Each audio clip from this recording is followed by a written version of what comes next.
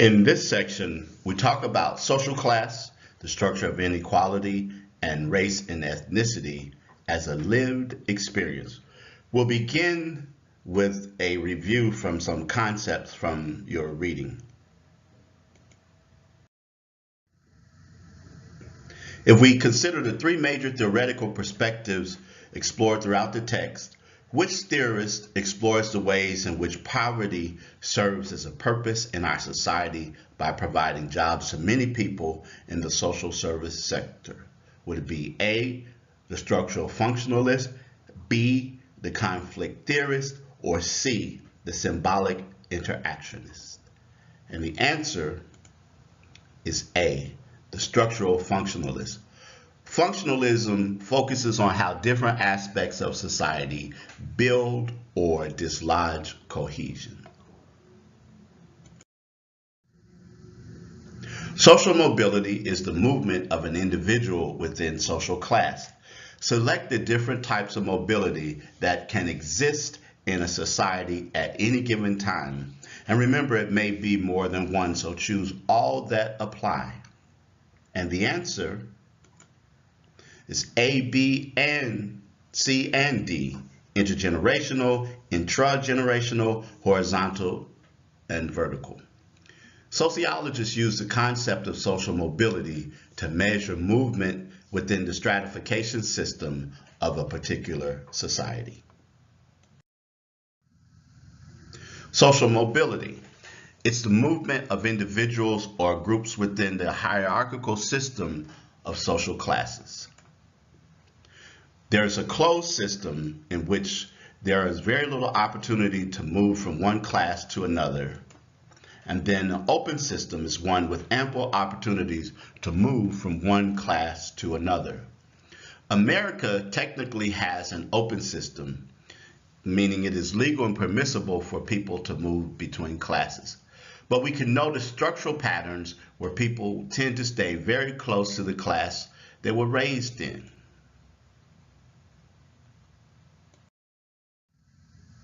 As we continue our discussion about social mobility, there's intergenerational mobility, and that's the movement between social classes that occurs from one generation to the next.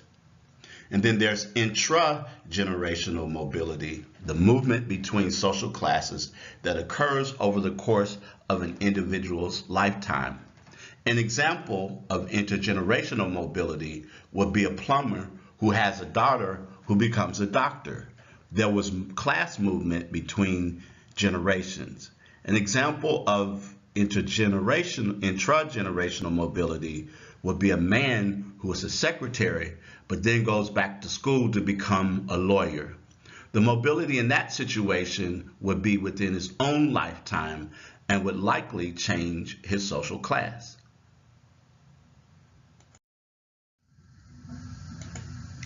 Horizontal mobility is the occupational movement of individuals or groups within a social class.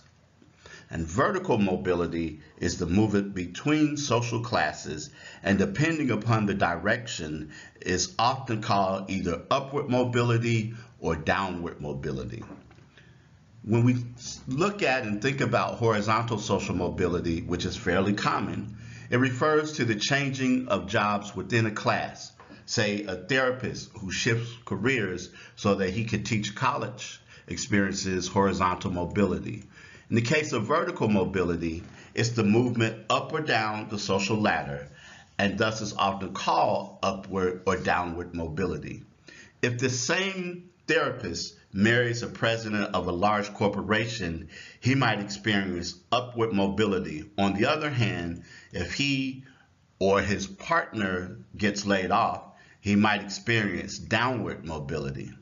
People are far more likely to experience horizontal than vertical social mobility. However, most Americans strive for upward social mobility.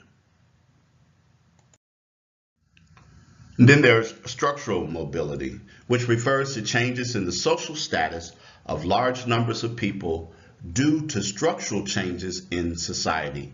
This refers to broad-scale social changes. such as an economic recession or the expansion of higher education. An example would be women entering the workforce during World War II. That affected large numbers of people and families. During periods of economic recession, we may see downward social mobility for many people at once due to layoffs and company closures. Structural mobility helps to make sense of how individuals' lives are shaped by broader historical movement. That is, social mobility may be impacted by structural mobility. We'll take another short quiz. Every society has some form of stratification, true or false? And the answer is true, and we'll discuss that further.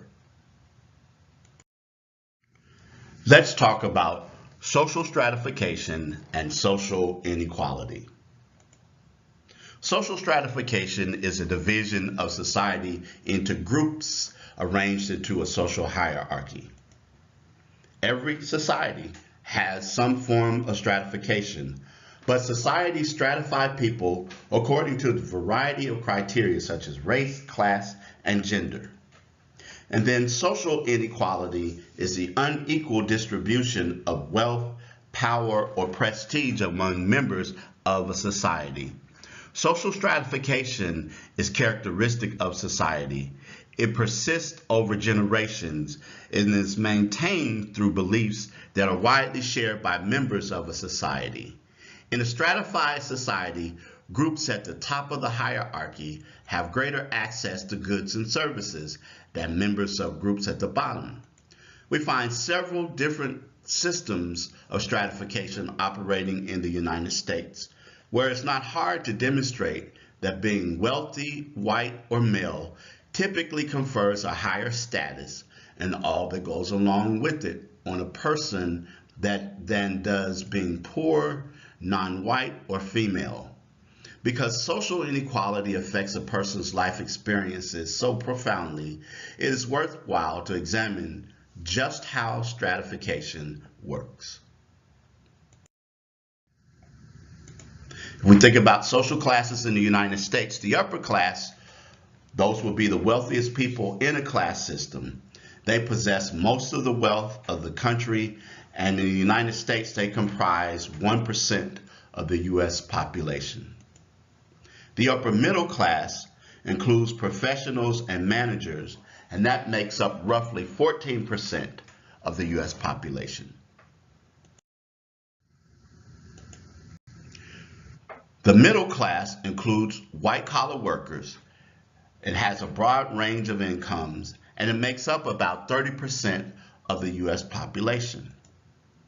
And the working or lower middle class includes blue-collar or service industry workers. These are people who are less likely to have college degrees, and that makes up about 30% of the U.S. population.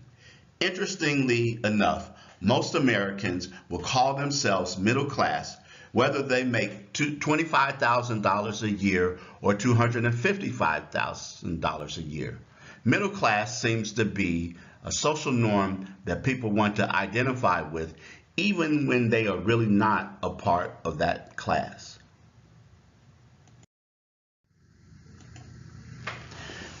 Many poor people have lower levels of literacy than other classes. And so the working poor, those are likely to work manual and service jobs and be engaged in seasonal employment, and they make up about 13% of the U.S. population. And then there is the underclass. Those are individuals that are likely employed part-time or are unemployed, and they make up about 12% of the U.S. population. This is the U.S. social class ladder, which you can also find this in your text, and it is a summary of some of the information that we've shared on the previous slides, and it's important to peruse this prior to your next exam.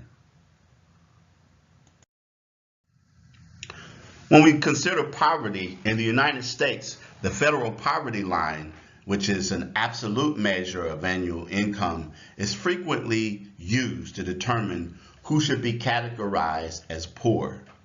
In 2018, the poverty threshold for a family of four is $25,100.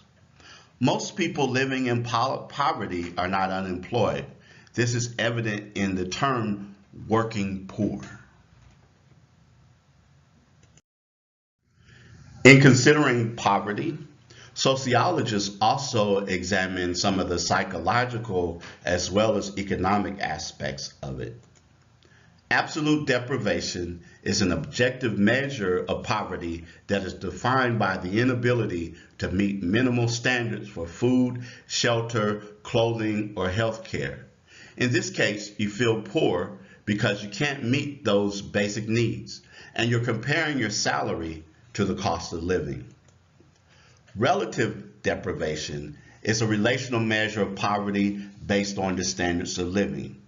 People are considered poor if their standard of living is less than that of other members of society.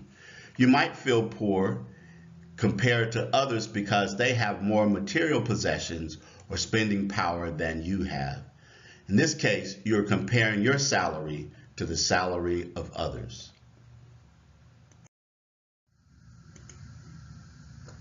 The culture of poverty refers to learned attitudes that can develop among poor communities and lead the poor to accept their fate rather than attempt to improve their situation.